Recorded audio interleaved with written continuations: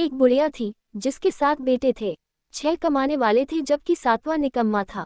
बुढ़िया 6 बेटों को अच्छा भोजन खिलाती पर 7वें को उनकी बची खुची जूठन देती थी।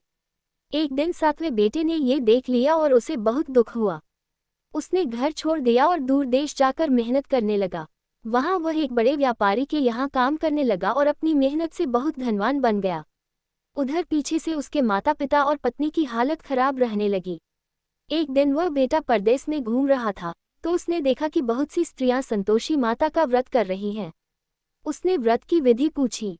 स्त्रियों ने बताया कि शुक्रवार के दिन सवा आने का गुड़ और चना लेकर कथा सुनना, घी का दीपक जलाना और परिवार में किसी को भी खट्टी चीज नहीं खाने देना।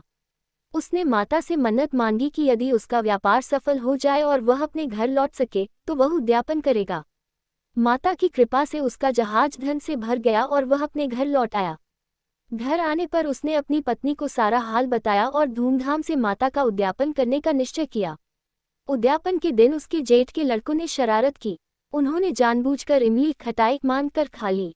इससे माता रुष्ट हो गई और राजा के सिपाही उसके पति को पकड़ ले गए। वह घबरा गई और माता से क्षमा मांगी। उसे समझ आया कि खटाई के कारण ही यह संकट आया है। उसने फिर से श्रद्धापूर्वक व्रत और उद्यापन किया।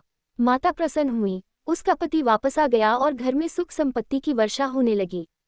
जैसे माता ने उस लड़के और उसकी पत्नी पर कृपा की, वैसे ही वह सब पर अपनी कृपा बनाए रखें।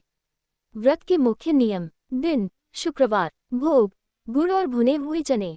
वर्जना, व्रत करने वाले और उसके परिवार के सदस्यों को उस दिन खटाई, नींबू, इमली, दही आदि का सेवन बिल्कुल नहीं करना चाहिए। संकल्प, सुख, शांति और मनोकामना पूर्ति के लिए 16 शुक्रवार तक ये व्रत किया जाता है।